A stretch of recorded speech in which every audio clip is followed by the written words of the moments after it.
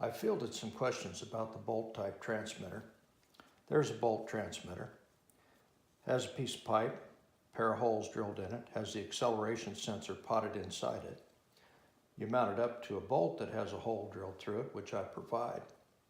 To mount it, you simply put the clip through the hole, down through the hole in the pipe, and he mounts up like so. When you do this, you need to make sure that the transmitter module and the coiled cord are shielded behind the target so that any near misses don't hit either one of them.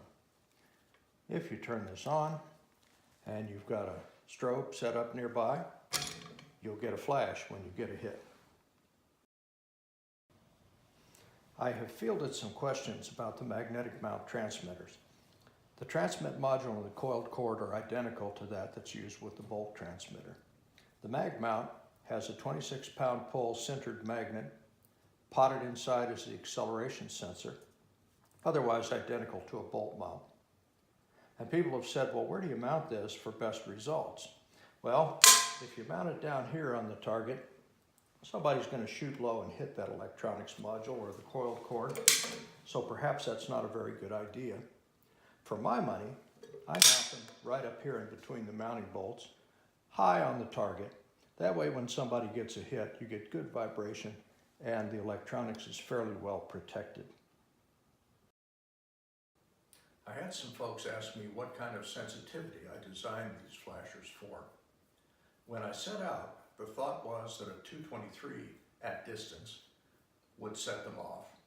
After I started playing with them a little bit though, I discovered that an 8-inch plate, typical of an MGM flasher, would, when hit with a 223, reliably set the transmitter off.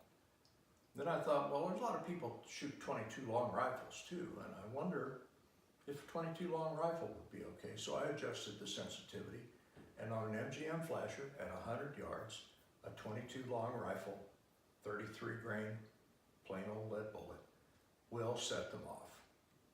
Then the question arose, well, what if somebody's shooting a 223 and they hit the mounting structure, hit the frame, hit one of the chains? We don't want this thing to flash, certainly not in a 3-gun match when somebody misses the target.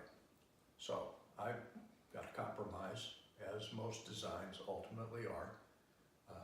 This is set up so that a 223, 100 yards, MGM flasher, 8-inch disc, will set it off reliably.